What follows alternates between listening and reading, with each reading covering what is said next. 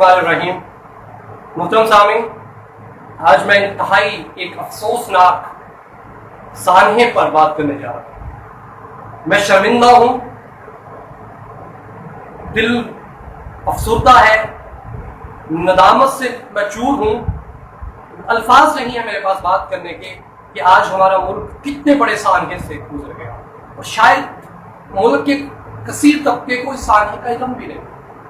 آج میں بات کرنے جا رہا ہوں عرفان صدیقی صاحب. کسی تعارف کے محتاج نہیں. آج صحافت میں شاید ہی کوئی صحافی ایسا ہو جو انہیں ڈائریکٹلی یا انڈائریکٹلی اپنا استاد تصور نہ کرتا ہے. علم و ادب کا ایک بڑا نام، اساتذہ میں ایک بہت بڑا مقام. آج میں نے خبر سنی تو مجھے یقین نہیں آیا. میں بار بار اس بات کی تصدیق کی طرف لپکا کہ شاید یہ کوئی مس انڈرسٹینڈنگ ہے، شاید کوئی یہ فیک خبر ہے، شاید ایسا ہوا ہی نہیں. پھر جب تصدیق ہوئی، بار بار مختلف چینلوں سے یہ بات سنی، تو پھر دل میں گمان ہوا کاش کہ کوئی غلطی ہی ہو، کاش کہ کوئی اس مفروضہ ہی ہو، کاش کہ ایسا نہ ہی ہوا ہو، کاش کہ میں دھوکے میں ہوں. لیکن رات گزری، صبح ہوئی، پتہ چلا نہ تو یہ کوئی دھوکہ تھا، نہ کوئی یہ غلط فہمی تھی، بلکہ یہ تو سچ تھا کہ عرفان صدیقی صاحب کو گرفتار کیا گیا. کس حالت میں گرفتار کیا کہ ان کے دائیں ہاتھ میں قلم تھا اور قلم کے ساتھ ان کے دائیں ہاتھ کے اندر ہتھکڑی تھی. آج عرفان صدیقی صاحب گرفتار نہیں ہوئے. آج عرفان صدیقی صاحب کی رسوائی نہیں ہوئی. آج رسوا ہوا ہے پاکستان. آج رسوا ہوا ہے میرے ملک کا تقدس. آج رسوا ہوئے ہیں میرے ملک کے اساتذہ. آج رسوا ہوا ہے علم و ادب.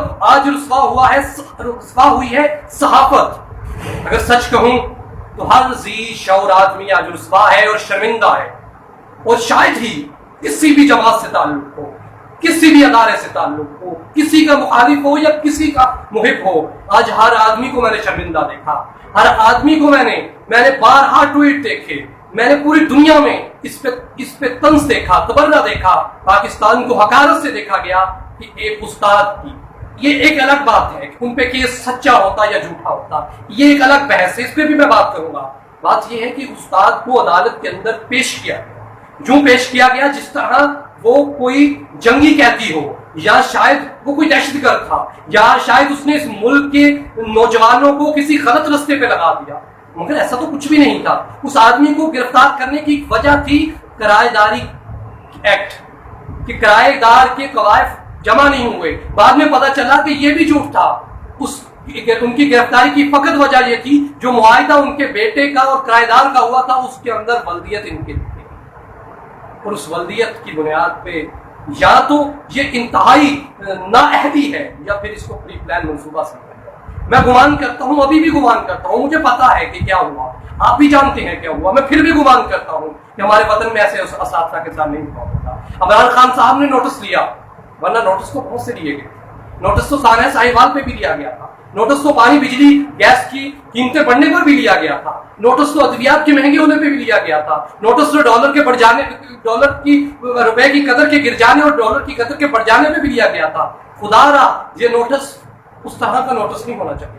یہ کوئی پانی بجلی کا مسئلہ نہیں، یہ کوئی معاشرت کا مسئلہ نہیں، یہ آپ کے بچوں کے مستقبل کا مسئلہ ہے. آج آپ کون سی تربیت کر رہے ہیں اپنی آنے والی نسل کی؟ عدم برداشت کی یہ حد کہ ان کا تعلق نون لیگ میں کسی مشیر کی حیثیت سے تھا، جو بھی تھا، لیکن وہ ہمارے استاد تھے. صحافت میں ان کا بہت بڑا مقام تھا. آج یہ ملک شرمندہ ہے. شاید اس گورنمنٹ کو شرمندہ ہونا چاہیے. میں رات دیکھ رہا تھا کہ اس پہ دلائل دینے کی کوشش کی گئی، اس کو ثابت کرنے کی کوشش کی جائے.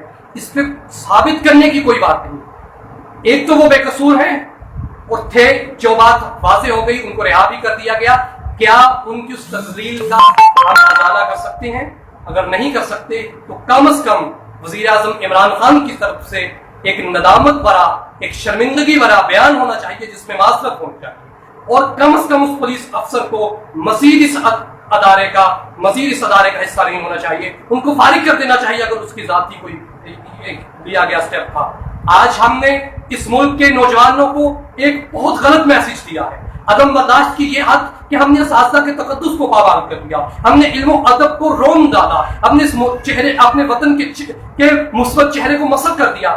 ہماری تاریخ تو یہ تھی کہ ہارون رشید हारून रशीद के बेटे जूते उठा के भाग रहे हैं।